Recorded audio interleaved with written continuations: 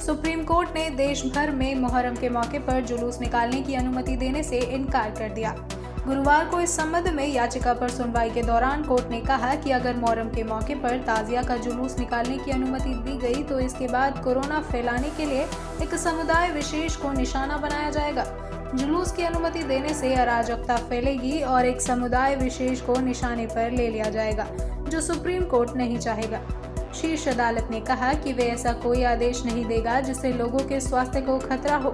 Chief justice एस.ए. Bobde की पीठ ने कहा कि मुहर्रम जुलूस के लिए कोई स्पष्ट स्थान नहीं होता है जहां प्रतिबंध या सावधानी बरती जा सके। मामले में सुनवाई कर रही प्रमुख न्यायाधीश एस.ए. बोबड़े की बेंच ने कहा, अगर हम देश में जुलूस निकालने की अनुमति दे देते हैं तो अराजकता फैल जाएगी और एक समुदाय विशेष पर कोविड-19 महामारी फैलाने के आरोप लगेंगे।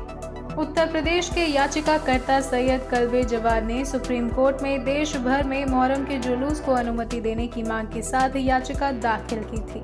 इसमें पुरी में जगन्नाथ मंदिर की रथ यात्रा के मामले का हवाला दिया गया था, जिसे सुप्रीम कोर्ट ने मंजूरी दी थी। इस याचिका पर सीजीआई ने कहा, आप पुरी की जगन्नाथ रथ यात्रा की बात कर रहे हैं, वो एक जगह और एक निश्चित रूट की बात थी।